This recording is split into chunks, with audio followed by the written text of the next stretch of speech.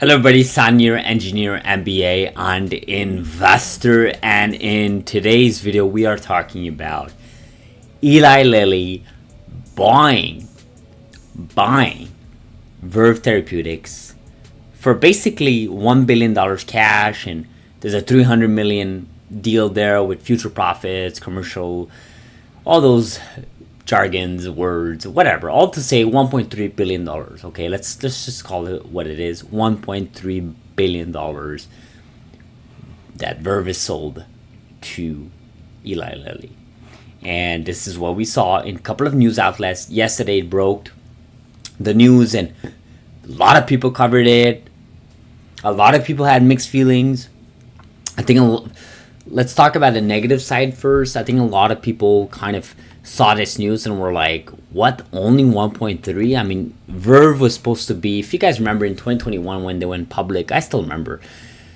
First of all, they were pretty much valued over that at some point. And second of all, a lot of it was kind of based on the idea that they could tackle with a one-time treatment using base editing technology, because they did license that technology from Beam Therapeutics, that they could tackle the leading cause of death in America, which is, of course, heart disease. And, you know, we saw Dr. Sek there talk, who's the CEO of the company, talk big on Verve Therapeutics in 2021.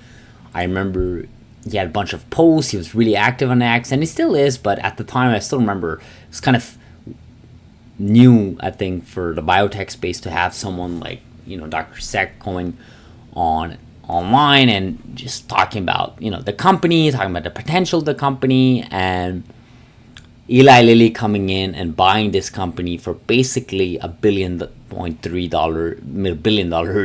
That's a lot of money, okay? And it's a lot of money for a couple of reasons. And I've covered this in this channel in the past, but it's kind of really important to acknowledge what data they have, right? They're still in phase 1 trial.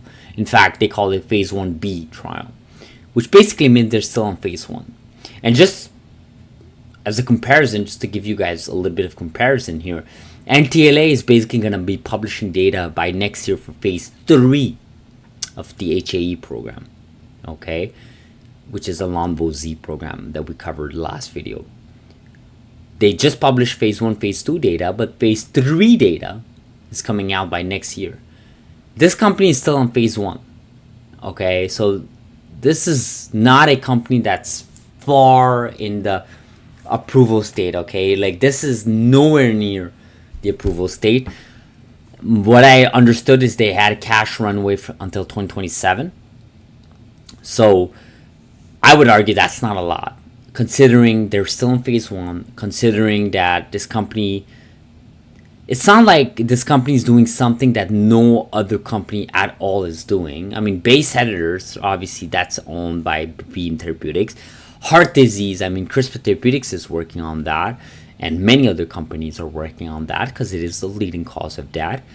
So what is it, right? What is it? What is their, you know, advantage in this space? And clearly, Eli Lilly had $1.3 billion to explain that, because you don't pour $1.3 billion if you don't believe in the technology, if you don't believe in the company, if you don't believe in the program they're leading with. Again, their single program, just a phase 1 trial, clinical trial. So on the positive end, though, a lot of people kind of are pumped, okay, including myself, actually. This company was worth about $500-600 million in the market cap. Obviously, the stock went up just after hours there, but yesterday, but it was pretty much worth about 500, 600, 700, something like that, 600, 700 million dollars market cap, and basically being sold at 1.3. This is a almost 3 times multiple. It's not exactly a 3, it's like 2 point something, but you get my point. It's near a 3-point multiple. So what does that mean, right? Well, why am I even bringing up this? Well, that means that CRISPR Therapeutics now is easily worth more than 3 times, right? Right now they're worth about 3 point something billion dollars. I don't see CRISPR Therapeutics ever selling for less than 10 billion. Let's put that facts here. NTLA is worth about what? $1 billion, not even $1 billion now, they're not selling anywhere near 3 billions or less. Okay, if NTLA, which is supposed to go commercial with Lonvo-Z HAE program 2027, 2028, the ATTR program, and they already have partnerships with Regeneron, there's absolutely no reason for that company to sell 3 times their market cap. Same thing with Beam Therapeutics. I think all these companies, their valuation overnight skyrocketed last night. It did, and that's why today we saw a bunch of these companies go up 8, 7, 9%. I mean, you saw NTLA up 9% over, even more, and you saw CRISPR Therapeutics a couple of percents up. Again, not that much, but it just shows you the valuation of these companies just went up. And to me, the asking price of all these CRISPR companies, like for example CRISPR Therapeutics, Beam Therapeutics, and TLA, there's no way these guys now they sell anywhere near what was valued before this sell, right? And I personally don't think they should be selling those companies. Now, if you bring companies like Editas, I think Editas is up next one to be sold. I think Caribou is in real danger, and that's really unfortunate because I believe in the technology. I believe in the story of Caribou. They're the longest CRISPR company out there. They did go public later, so in 2021 summer, if you guys remember, August, I believe, 2021, or was it July, August? But they were the first CRISPR company ever to come up in the scene, right? They have their Chardonnay's RDNA technology, yet their stock price has been battered hard. They still have cash in the balance sheet, but how much cash in the balance sheet can they survive, right?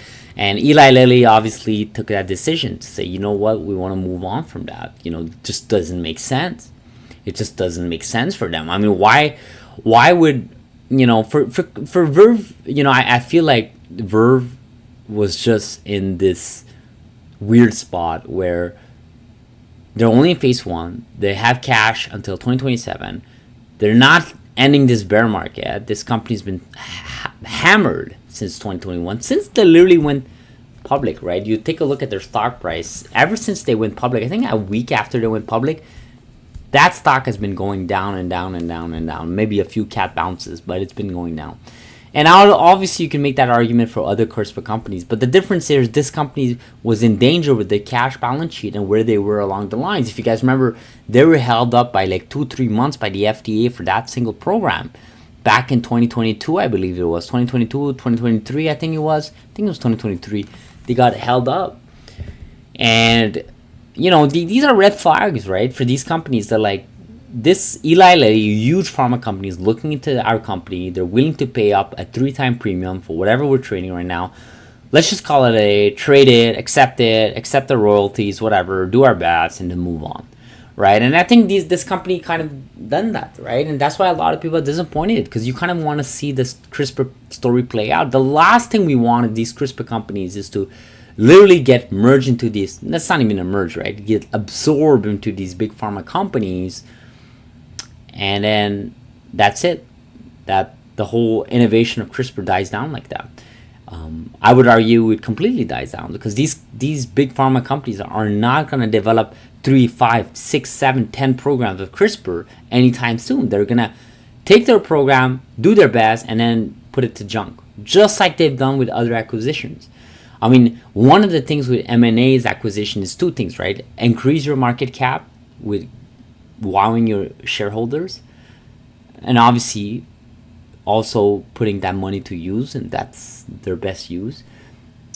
And 2 is to obviously get the technology, right? But the thing is with the technology is how far do you want to invest into this? You guys got to remember it takes about $2 billion from preclinical start of a program all the way to approval. Is Eli Lilly willing to pay up $2 billion? I mean, it's not going to be $2 billion. Let's call it $1 billion. Just half it out, because let's just presume they're halfway through.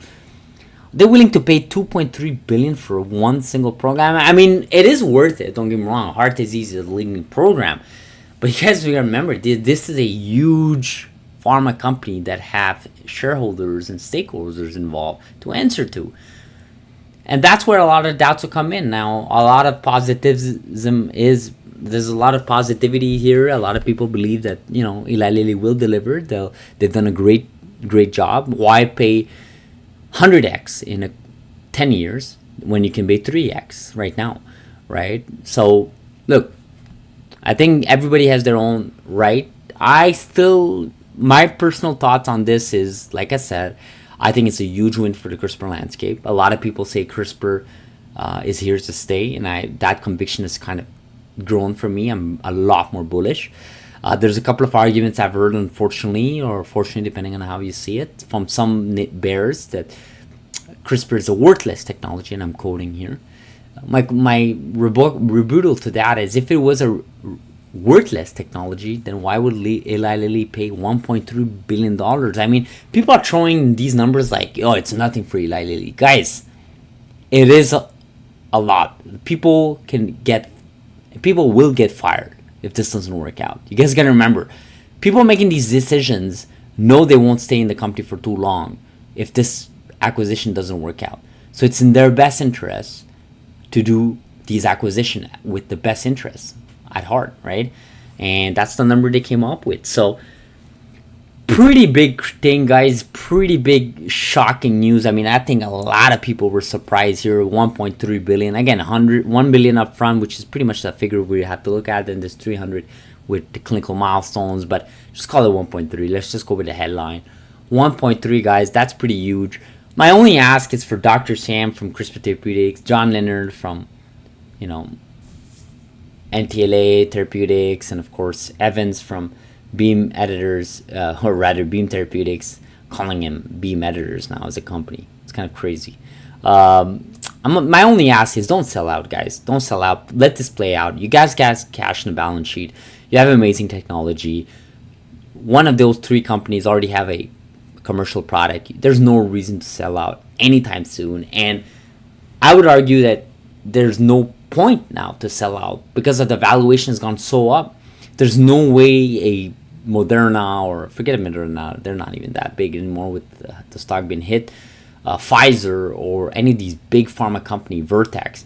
There's no way they're gonna come in and say, you know what, CRISPR Therapeutics, you're now worth overnight 20 billion. We're gonna buy you 20 billion. It's not happening. They're not gonna pay 20 billion. Okay, it's not happening. Now they may pay that premium in a couple of years when the technology grows. There's more data, more programs in the FDA approval, but for now, this is where we stand, right? So very interesting time, guys. Verve Therapeutics happens to be the first company out of the CRISPR race. Who would have thought in 2021 we'd still be in a bear market 4 years later, and that Verve Therapeutics would be the first CRISPR company to sell out? I always thought it would be Editas, to be honest, Editas, but it looks like Verve has gone down here. So there are some winners on this. Obviously, shareholders from Verve who invested in the recent weeks, months, they've won, obviously 3 times plus, some maybe even more. Obviously, another winner, I would argue, is Beam Therapeutics. Although their stock price didn't reflect it, I think Beam Therapeutics kind of solidified their position here, because whatever Eli Lilly ends up doing with that program, they benefit. You guys can remember, they own a percentage of that program. So just keep that in mind. And I think another bigger winner, like I said, is CRISPR landscape. I think it's a huge, big win for CRISPR companies.